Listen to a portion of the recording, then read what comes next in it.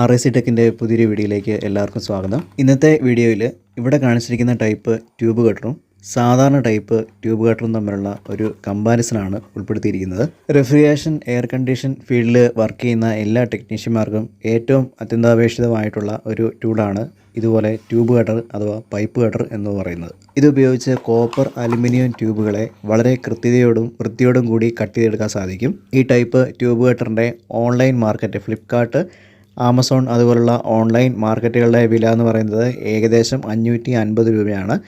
അതുപോലെ തന്നെ refrigeration, air condition ഉപകരണങ്ങൾ, കമ്പോണൻസ് വിൽക്കുന്ന കടകളിലും ഇവ ലഭ്യമാണ്. ഇതിന് അത്യാവശ്യം നല്ല ബിൽഡ് ക്വാളിറ്റി ഉണ്ട്. ഇതിൻ്റെ ബോഡി ഉണ്ടാക്കിയിരിക്കുന്നത് സ്റ്റീൽ കൊണ്ടാണ്. അതുപോലെ തന്നെ ഈ കാണുന്ന നോബ് അതിന് നല്ല ബിൽഡ് ക്വാളിറ്റി ഉണ്ട്. ഇത് റൊട്ടേറ്റ് ചെയ്തിട്ടാണ് നമ്മൾ കട്ടിംഗ് വീല് മുകളിലേക്കും താഴേക്കും സെറ്റ് ചെയ്യുന്നത്. ഇതിൻ്റെ കട്ടിംഗ് വീല് ഉണ്ടാക്കിയിരിക്കുന്നത് ഹൈ കാർബൺ സ്റ്റീൽ കൊണ്ടാണ്. ഇതിൻ്റെ അടിയിലായിട്ട് 2 റോളറുണ്ട്. ഈ റോളർ ട്യൂബിനെ സപ്പോർട്ട് ചെയ്യാൻ വേണ്ടിയിട്ടാണ്. ഇതിൻ്റെ കൂടെ ഈ റോളേഴ്സ് ഉള്ളതുകൊണ്ട് തന്നെ കോപ്പർ ട്യൂബിന് വലിയ പരിക്കൊന്നും പറ്റാതെ തന്നെ നമുക്ക് കട്ട് ചെയ്തെടുക്കാൻ സാധിക്കും. കൂടാതെ ഇതുപോലെ സ്റ്റീലിൻ്റെ ബോഡി ആയതുകൊണ്ട് തന്നെ ഇത് ഒടിയുമെന്നുള്ള പേടി വേണ്ട. കോപ്പർ ട്യൂബ് കട്ട് ചെയ്തതിന് ശേഷം ആ കട്ട് ചെയ്ത ഭാഗം ലെവലാക്കുന്നതിന് റീമിംഗ് എന്നാണ് പറയുന്നത്. അപ്പോൾ ആ റീമിംഗ് ചെയ്യുന്ന ഈ ടൂളിൻ്റെ പേര് റീമിംഗ് ടൂൾ എന്നാണ്. അപ്പോൾ ഇത് ബോഡിയുടെ മുകളിലായിട്ടാണ് കാണുന്നത്. അപ്പോൾ ഇതുപോലെ നമുക്ക് മടക്കി വെക്കാൻ സാധിക്കും.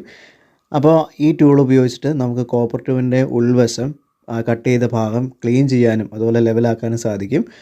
അത് ഉണ്ടാക്കിയിരിക്കുന്നത് ഹൈ കാർബൺ സ്റ്റീൽ വെച്ചിട്ട് തന്നെയാണ്.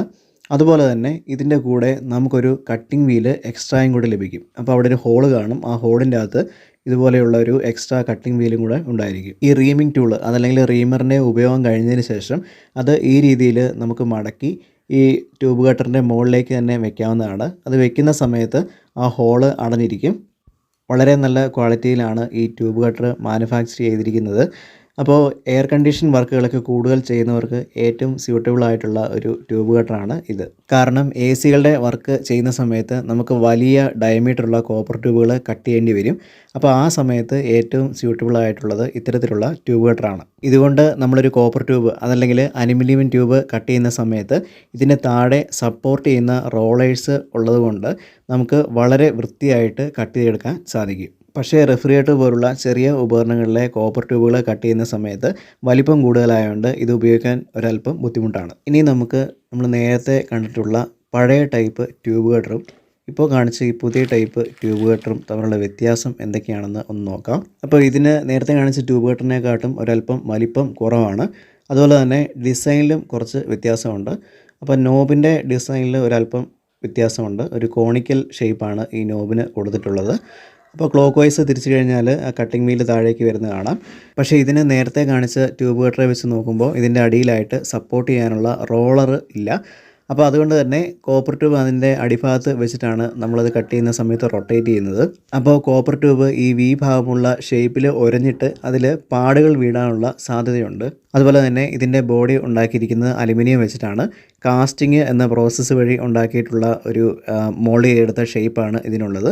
അപ്പോൾ അതുകൊണ്ട് തന്നെ ഇത് കട്ട് ചെയ്യുന്ന സമയത്ത് ഒടിഞ്ഞു പോകാനുള്ള സാധ്യത വളരെ കൂടുതലാണ്. ചിലരെ കോപ്പർ ട്യൂബ് കട്ട് ചെയ്യുന്ന സമയത്ത് ഏറ്റവും ആദ്യം ഒരുപാട് ടൈറ്റ് ചെയ്യുകയും അതിനുശേഷം ഇത് റൊട്ടേറ്റ് ചെയ്യാൻ ശ്രമിക്കുന്ന സമയത്താണ് ഈ ഒടിഞ്ഞു പോകുന്ന പ്രശ്നം കൂടുതലായിട്ട് കണ്ടുവരുന്നത്.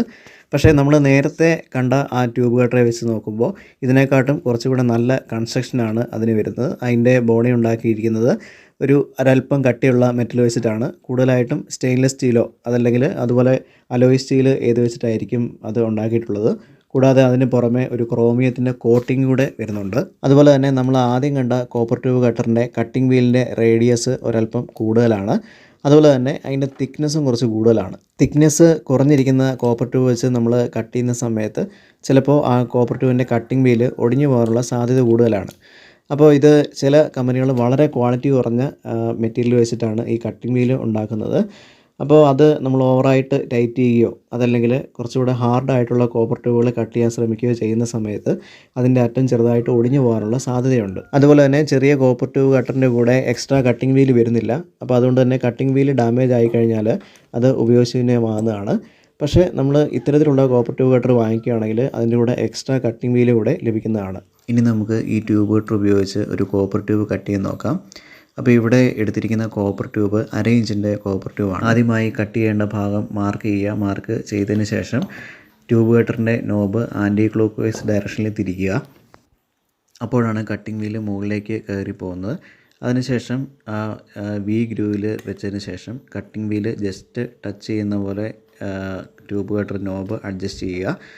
അത് കഴിഞ്ഞിട്ട് നമ്മൾ ഓരോ റൊട്ടേഷൻ കഴിയും തോറും നോബ് ചെറുതായിട്ട് ടൈറ്റ് ചെയ്ത് കൊടുക്കുക. അങ്ങനെയാണ് നമ്മൾ കട്ട് ചെയ്യേണ്ടത്. ഈ ട്യൂബ് കട്ടർ കൊണ്ട് കട്ട് ചെയ്യുന്ന സമയത്ത് കോപ്പർ ട്യൂബ് ഡയമീറ്റർ കൂടുതലായതുകൊണ്ട് നമുക്ക് റൊട്ടേറ്റ് ചെയ്യാൻ ഒരല്പം ബുദ്ധിമുട്ട് വരുന്നുണ്ട്. പക്ഷേ ഈ ട്യൂബ് കട്ടർ ഉപയോഗിച്ചിട്ട് നമുക്ക് ഡയമീറ്റർ കുറഞ്ഞ കോപ്പർ ട്യൂബുകൾ കുറച്ചുകൂടെ ഈസി ആയിട്ട് കട്ട് ചെയ്തെടുക്കാൻ സാധിക്കും. കട്ടർ കൊണ്ട് കട്ട് ചെയ്യുമ്പോൾ നമ്മൾ ശ്രദ്ധിക്കേണ്ട പ്രധാനപ്പെട്ട മറ്റൊരു കാര്യം എന്ന് പറയുന്നത് ഓരോ റൊട്ടേഷൻ കഴിയുമ്പോഴും ഈ നോബ് വളരെ പതിയെ മാത്രമേ തിരിക്കാവൂ.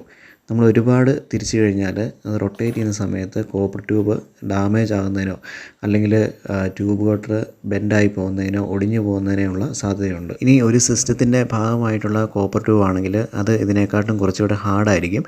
അപ്പോൾ അങ്ങനെയുള്ള കോപ്പർ ട്യൂബ് കട്ട് ചെയ്യുന്നതിന് മുമ്പായിട്ട് ആ ഭാഗം ഒരു ബ്രേസിങ് കിറ്റ് ഉപയോഗിച്ചിട്ട് ഹീറ്റ് ചെയ്ത് അത് പൂർണ്ണമായി തണുത്തതിന് ശേഷം നമ്മൾ കട്ട് ചെയ്യുകയാണെങ്കിൽ കുറച്ചുകൂടെ ഈസി ആയിട്ട് കട്ട് ചെയ്തെടുക്കാൻ സാധിക്കും. അപ്പോൾ ഇങ്ങനെ ചൂടാക്കിയിട്ട് തണുപ്പിക്കുന്നതിനെ അനീലിങ് എന്നാണ് പറയുന്നത്. ഇപ്പോൾ ട്യൂബ് കട്ടിങ് ഏകദേശം കംപ്ലീറ്റ് ആയിട്ടുണ്ട്.